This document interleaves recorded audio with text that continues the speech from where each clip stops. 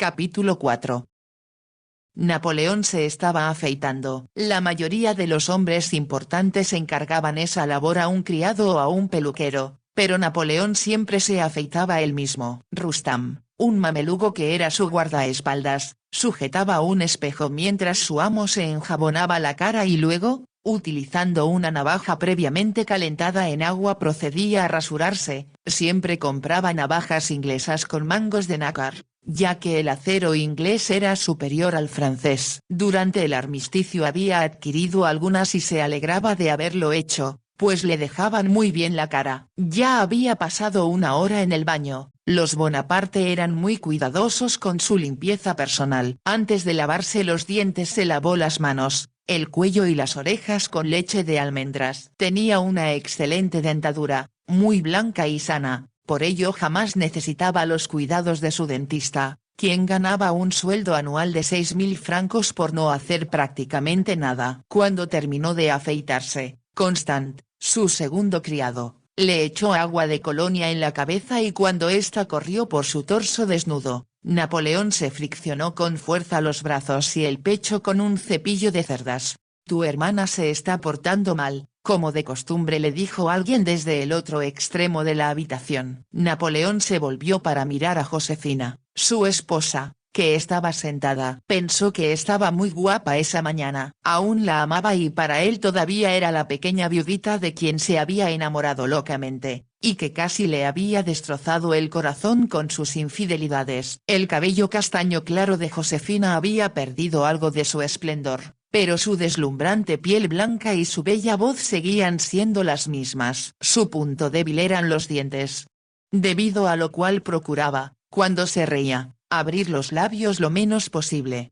«¿Te refieres a Paulina?», preguntó Napoleón. «Por supuesto». ¿A quién me iba a referir? Napoleón se puso una camisa de lino antes de responder. «¿Y qué ha hecho Paulina ahora?». Sabía que su esposa y su hermana se odiaban mutuamente. Y no era extraño que Josefina, no solo odiara a Paulina sino a toda la familia Bonaparte. Todos habían sido muy duros con ella cuando se casó con Napoleón y siempre habían buscado la forma de crear discordias entre los dos. Josefina sabía muy bien que sus familiares trataban de convencer a Napoleón para que se divorciara de ella y pudiera tener un hijo. Josefina había sufrido un accidente en Plombieres mientras Napoleón se encontraba en Egipto. Un balcón al cual se asomó se derrumbó y ella, al caer desde unos 5 metros de altura, sufrió lesiones internas que la habían dejado imposibilitada para tener otro hijo. Como él ya era emperador, la amenaza de que la abandonara la atormentaba continuamente. Temía al divorcio pues había llegado a amar a su esposo. Algunas veces, releía las cartas que Napoleón le había escrito durante los primeros meses de su matrimonio. «No he recibido carta tuya, recibo solo una cada 4 días, y si me amara realmente, me escribirías 2 veces al día. Te amo cada vez más». La ausencia acaba con las pasiones pequeñas, pero aumenta las grandes. «¿Cómo pude ser tan tonta?», pensó, y leyó otra en la que Napoleón había escrito: «Mis lágrimas caen sobre tu retrato, que me acompaña a todas partes». Ahora, dijo con voz alta, «Paulina tiene un nuevo amante y ya todos hablan de la forma tan indiscreta como se porta con él». «¿Quién es?», preguntó Napoleón. Su criado le ayudó a ponerse la levita. En el bolsillo derecho metió un pañuelo empapado con agua de colonia y en el izquierdo una cajita de rapé. «Se trata del conde Axel de Starvik», respondió Josefina. «Es sueco y está tratando de vender un nuevo cañón que, según dice, llega más lejos que cualquier otro». «Lo he oído mencionar», comentó Napoleón. «Entonces cómprale su cañón y dile que deje a tu hermana en paz. Ella debería atender a su esposo y no estar lejos de él».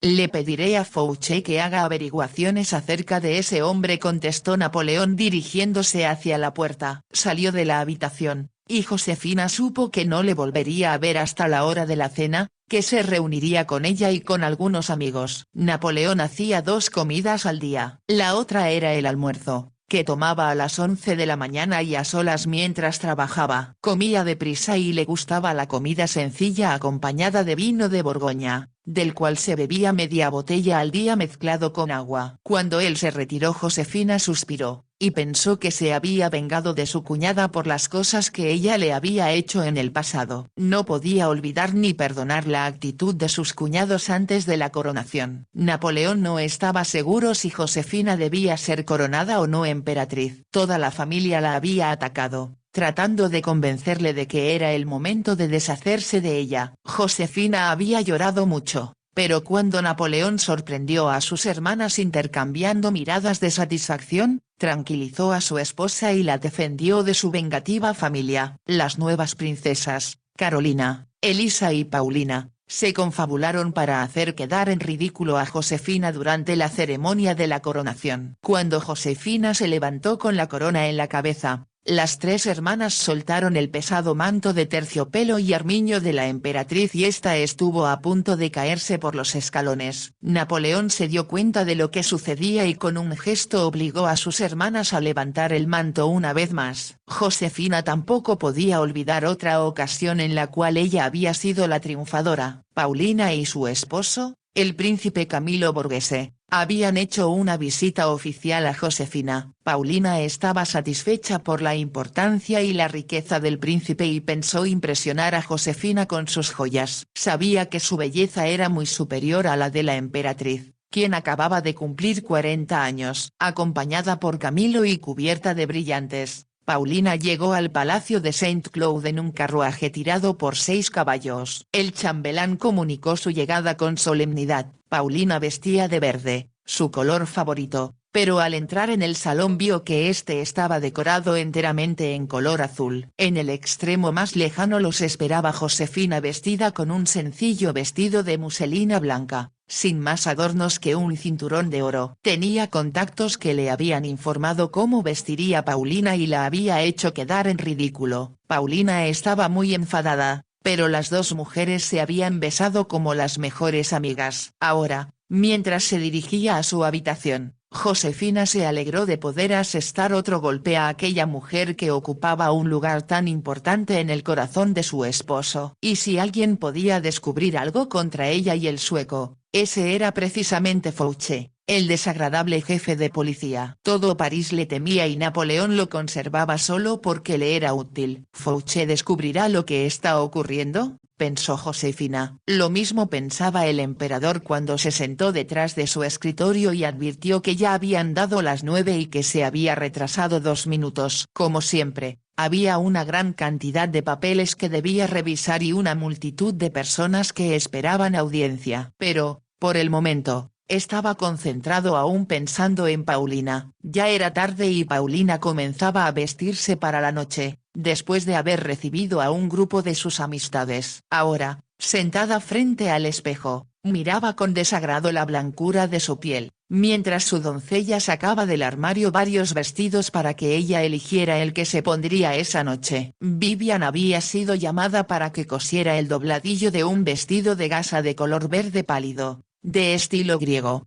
«Quizá me ponga ese», dijo Paulina, «y me adornaré el pelo con cintas de oro y camafeos». Pero después de un momento añadió: «Tal vez me encuentre con alguien que me haya visto ese vestido antes y eso sería un error». Se volvió para observar los otros vestidos que había colocado sobre la cama. «Estoy cansada de esos», comentó con dureza. «Quiero ver otros». Las doncellas se apresuraron a obedecer, mientras Vivian, de rodillas en el suelo, continuaba cosiendo el vestido verde. Paulina la miró por primera vez. «Coses bien», le dijo. «¿Te gusta estar aquí?». «Estoy muy agradecida a Su Alteza Imperial por haberme contratado», respondió Vivian. A su llegada, se había sentido sola y asustada. Pero los criados habían sido más amables de lo que había esperado. Le gustaba la pequeña habitación que le asignaron en la parte más alta de la casa. La habitación daba al jardín, al final del cual se veían los Campos Elíseos. Ella sabía que el conde vivía allí y de alguna manera se sentía más cerca de él. Las emociones que él había despertado en ella no la habían dejado dormir la noche anterior. No se había sentido sola en la fea guardilla, porque recordaba lo que había sucedido. Pero al amanecer se había acordado de que ese día tenía que ir al hotel de Charot y ocupar su puesto de costurera. Sería muy difícil que el conde pudiera hablarle de nuevo y mucho menos tocarla. Deseaba, como jamás había deseado en su vida, estar de nuevo entre sus brazos, sentir el roce de sus labios y disfrutar de aquel amor que ella nunca había soñado conocer. Le parecía increíble que en tan poco tiempo hubiera encontrado al hombre amado, y que él le hubiera dicho que también la amaba.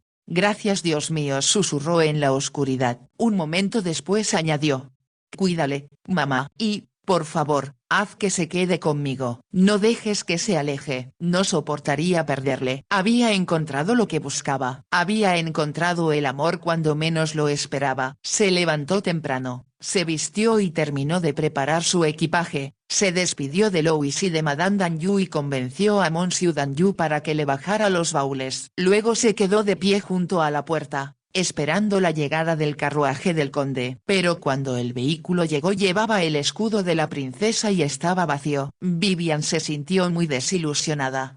El chambelán de su Alteza Imperial me ha mandado venir a recogerla, mademoiselle, informó el lacayo. Si desea detenerse en el camino para comprar telas, hilos u otros materiales de costura, yo la esperaré. Vivian estaba segura de que el conde, pensando en ella, había arreglado las cosas de aquel modo, pero a la vez se horrorizó ante la idea de que él se marchara de París sin verla de nuevo. Sin embargo, al llegar al palacio, se enteró de que la princesa había salido a montar a caballo en compañía del conde. Esa era la razón por la cual él no había podido ir a buscarla en persona, como le prometió. Vivian fue amable con las doncellas más antiguas y los demás sirvientes de la casa. Estoy ansiosa por complacer a su Alteza, le dijo a la doncella personal de Paulina, y le agradeceré que me ayude a no cometer errores. A la hora de la comida comprendió, por la actitud de los demás, que ya la habían aceptado como una de ellos. Nadie puede ser tan bella como la princesa, comentó una de las doncellas. Pero es un poco difícil, respondió otra. Anoche, cuando se acostó a las 2 de la mañana, estaba de muy mal humor. ¿Qué ocurrió?, preguntó la primera doncella. Parece que una de esas viudas pertenecientes al antiguo régimen la estuvo molestando. Ella, como el resto de su familia, es muy sensible. Hay que tener en cuenta que son corsos, y no franceses. A Vivian le sorprendió que los criados hablaran con tanta libertad, pero sabían muy bien que la servidumbre de cualquier casa estaba siempre al tanto de lo que allí ocurría. La doncella de la princesa le contó a Vivian que su ama tenía que taparse las orejas, puesto que eran su único defecto. Cuando el escultor Canova la esculpió desnuda en Roma, ella se tapó una oreja con la mano, continuó la doncella. Pues con o sin orejas, opinó la otra doncella. No es extraño que todos los hombres se enamoren de ella.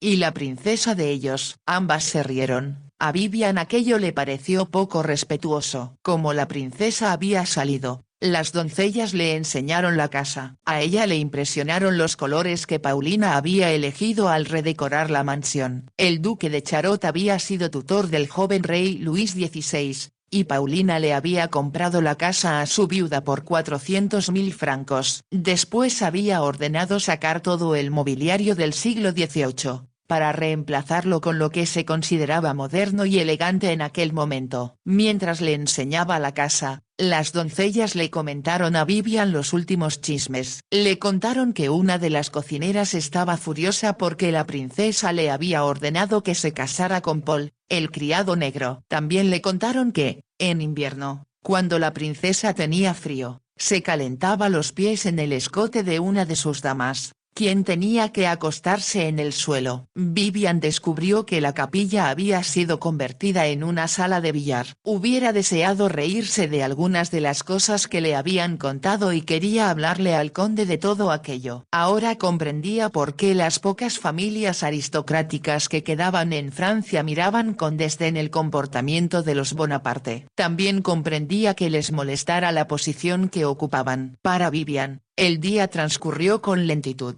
pues deseaba casi con desesperación ver de nuevo al conde. ¿Y si se han marchado de París?, pensó. Pero recordó que él había prometido avisarle cuando se dispusiera a partir y ella estaba segura de que cumpliría su palabra. No podía entender por qué él estaba tan convencido de que su amor era imposible y que debían tratar de olvidarse el uno del otro. Ella era consciente de que era una mujer pobre y sin importancia, pero no entendía por qué, si se amaban, no podían verse. aunque fuera en secreto. Vivian se preguntó si tendría el valor suficiente para contarle a él toda la verdad. Sabía que él no la denunciaría a la policía, pues no era francés, pero ella no deseaba perjudicarle ni ponerle en una situación comprometida, pues podría ser acusado de ocultar a una inglesa. Sería un error contarle la verdad, pensó finalmente, pero a la vez deseaba ser sincera con él y decirle que ella no era la persona insignificante que parecía ser, sino alguien que podía levantar la cabeza en cualquier sociedad,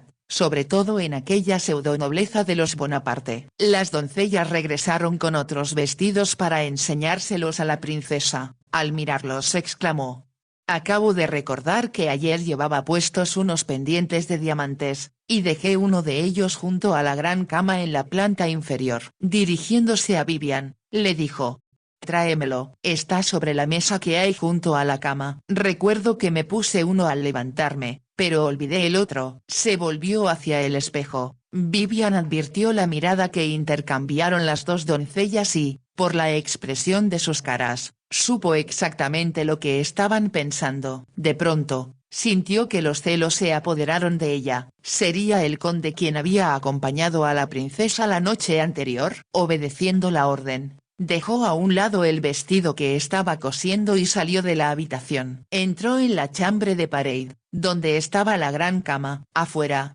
en el jardín, había muchas flores y Vivian se quedó un momento mirándolas, recordando el jardín con el que ella y su madre habían soñado juntas tantas veces. Estaba ensimismada en sus pensamientos cuando, de pronto, una voz la hizo volver a la realidad.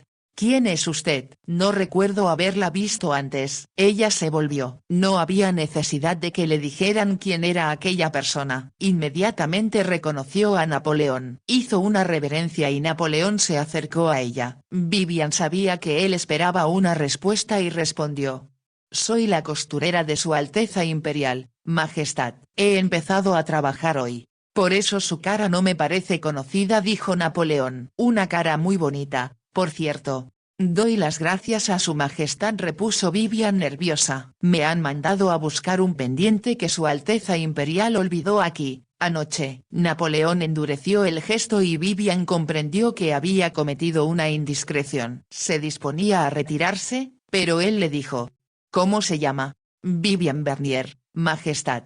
«Vivian». «Tiene usted los ojos de color violeta, así que si tuviera que ponerle un nombre la llamaría así, Violeta». Vivian se sorprendió, pues no sabía que Napoleón tenía la costumbre de poner nombres a las mujeres que admiraba. A Josefina la había llamado Rosa. A Desiree Clary, su primer amor, la llamó Eugenia y durante toda su vida buscó nombres más apropiados para las mujeres que le habían impresionado. «Sus ojos son violeta», continuó él, antes de que Vivian pudiera hablar, «y las violetas son una de mis flores favoritas». Su tono de voz le hizo entender a Vivian que lo que él decía era peligroso y que debía alejarse rápidamente. «Su Alteza Imperial me está esperando, señor», dijo casi sin aliento y al instante intentó escapar de la habitación, pero Napoleón la detuvo, sujetándola del brazo. Vivian comprendió que iba a besarla y trató de defenderse, pero él era fuerte y la expresión de sus ojos le hizo comprender que estaba decidido a salirse con la suya. Cuando el emperador estaba a punto de besarla, una voz dijo desde la puerta: «He estado deseando conocer a su majestad, y esta parece ser una buena oportunidad». Vivian sintió un gran alivio y antes de volverse ya sabía quién estaba allí. «¿Quién es usted?», preguntó el emperador irritado, soltando a Vivian. El conde entró en la habitación, juntó los talones e inclinó la cabeza. «Permítame presentarme, señor. Soy el conde Axel de Starvik y he estado buscando la oportunidad de hablar con su majestad sobre un asunto de gran importancia militar». Mientras Vivian huía de la habitación, el conde hablaba con una seguridad que la hizo sentirse orgullosa de él. Sabía que él había entrado en la habitación con el propósito de salvarla y supuso que le había molestado encontrarla en los brazos del emperador. Un hombre con menos valor hubiera dudado antes de interrumpir al emperador en un momento tan íntimo, sobre todo si tenía interés en ganarse su apoyo. Él había actuado pensando en ella, y no en sí mismo, y Vivian corrió escaleras arriba sintiendo que le amaba más que antes. Entró en el dormitorio de la princesa, Esta estaba ocupada con sus vestidos y no se volvió a mirarla. Pero poco después, como Vivian no habló, le preguntó: ¿encontraste el pendiente? No, Alteza. He regresado sin él porque el emperador se encuentra abajo y supuse que venía a buscarla a usted. ¿El emperador?, exclamó Paulina. Por Dios, no le esperaba hoy. ¿Por qué habrá venido a verme a esta hora? Durante un momento se quedó pensativa frunciendo el ceño, pero enseguida dijo a sus doncellas: ¿a qué esperáis? Daos prisa, traedme mi bata. Ya habéis oído que el emperador está aquí y desea verme. Las doncellas le llevaron una vaporosa bata del armario y la princesa, que estaba desnuda, se la puso. Se miró en el espejo y bajó por la escalera. Al entrar en el salón se sorprendió al no encontrar a nadie allí, pero oyó voces en la habitación contigua y al entrar vio que Axel conversaba con Napoleón. ¿Está seguro de que funcionará?, decía su hermano en ese momento. Ya lo hemos probado, señor, y los resultados han sido excelentes. Puedo asegurarle que su majestad no tiene nada igual. ¿Quién le ha dicho eso?, preguntó bruscamente Napoleón. El mariscal Ney y el general Junot están convencidos de que este es un avance sobre cualquier arma que su majestad tenga en el campo en estos momentos. Napoleón se llevó la mano a la barbilla. Parecía estar meditando sobre lo que le acababan de decir y Paulina corrió hacia él. «Querido, no te esperaba», exclamó ella y abrazó a su hermano. Él la besó y le advirtió: «He venido para hablar contigo a solas». «Yo ya me retiro», dijo el conde antes de que Paulina pudiera hablar, «pero antes de hacerlo quisiera agradecer a su majestad el haberme escuchado». Inclinó la cabeza, y sin mirar a Paulina salió de la habitación. «Así que Axel te ha estado hablando sobre su cañón», le dijo Paulina a su hermano. «Ha estado ansioso por verte desde que llegó a París». «Por Dios, hablar sobre cañones y rifles me parece de lo más aburrido». Napoleón se rió. «Querida hermana, sé muy bien cuál es el único tema que a ti te interesa y de eso deseo hablarte». Paulina frunció el ceño. «Creo adivinar lo que me vas a decir», respondió, «y supongo que fue Josefina quien te sugirió que hablaras conmigo». De espaldas a la luz del sol, parecía estar desnuda y Napoleón la miró antes de contestar con frialdad: «Sabes muy bien que debes comportarte con discreción mientras Camilo se encuentra en Bolonia». Paulina movió los brazos y la bata se abrió, revelando su desnudez. «Por Dios», exclamó utilizando su expresión favorita. «¿Qué he hecho mal?» «Tu esposa, al igual que las demás mujeres, está celosa. Con solo ver mi cara ya les basta para decir que hay algo inmoral en mí». «Ahora no es solo de tu cara de lo que se quejan», respondió Napoleón, pero había un brillo especial en sus ojos y una sonrisa en sus labios. Paulina comprendió que su hermano ya no estaba enfadado y le abrazó. «Mi querido Napoleón, ¿por qué les haces caso a ellas?», preguntó. «Me he estado portando como un ángel, de veras. Y si he hecho algo que tú no aprobarías, te juro que he cerrado la puerta con llave». Napoleón volvió a sonreír. «Eres incorregible, pero me resulta difícil enfadarme contigo durante mucho tiempo». Paulina se apartó de él y atándose la bata se dirigió al salón. «Vamos a sentarnos en el sofá para hablar», dijo. «Hace mucho tiempo que no estamos solos». «No puedo quedarme», respondió Napoleón. «Háblame del joven sueco que acabo de conocer. ¿Qué significa él para ti? ¿Y tú qué crees?», preguntó Paulina. «Una tiene que pasar el tiempo y, después de todo, él es muy atractivo». «No quiero que hablen de ti», dijo Napoleón. «Sabes muy bien que las cortes de Europa nos miran con desdén. El menor escándalo se convierte en un arma más dañina que cualquier cañón». Habló con cierta amargura y Paulina apoyó la cabeza en su hombro con afecto. «Tendré cuidado, mucho cuidado, mi querido hermano. Me enfadaré contigo si no me obedeces. Te prometo que no solo cerraré las puertas sino que correré las cortinas». Napoleón se rió, como si no pudiera evitarlo, pero luego se levantó y dijo: «Cuando llegué me encontré aquí a una chica muy bonita y me dijo que era tu costurera». «Sí, ha empezado a trabajar hoy». «¿Te interesa?». «Pudiera ser». «Es muy atractiva». «¿De veras?». «La verdad es que no me he fijado en ella». «Quizá pueda venir mañana por la noche, entraré por la puerta del jardín». «Pídele que me espere aquí. Le ordenaré que lo haga». «Excelente». Napoleón sacó un reloj del bolsillo de su chaleco. Tengo una reunión y luego debo regresar a casa. Paulina le besó en la mejilla. Él le puso el brazo por los hombros y se dirigieron hacia la puerta. Ahora compórtate como es debido, dijo él, y no te olvides de decirle a la pequeña de los ojos de color violeta que me espere a eso de las 9. Tengo que asistir a una ceremonia, pero saldré temprano. No lo olvidaré, prometió Paulina. El emperador cruzó el vestíbulo y subió a su carruaje que estaba afuera. Paulina corrió escaleras arriba. Napoleón estaba interesado en una de sus sirvientas. Nada podía ser mejor. Aquello le distraería de sus propias indiscreciones y ella estaba segura de que era Josefina quien le había sugerido que fuera a hablar con ella. Digan lo que digan, no voy a dejar a Axel por ahora, pensó. Se vistió, y cuando estuvo lista despidió a las doncellas y se quedó con Vivian. Vivian esperó nerviosa. Tenía el presentimiento de que la princesa deseaba hablarle acerca de su hermano. El emperador me ha dicho que tienes los ojos de color violeta, dijo Paulina después de un momento. ¿Alguien te había dicho eso antes? No, Alteza, respondió Vivian temblando, pues sintió miedo de lo que la princesa le iba a decir. ¿Qué le habría dicho el emperador? ¿La irían a despedir? Mi hermano es muy especial en lo que a las mujeres se refiere, continuó Paulina mirándose en el espejo. Es un gran honor que haya mostrado interés por ti. Y como desea volver a ver tus ojos, deberás esperarle en el dormitorio de la planta baja, mañana a las 9 de la noche.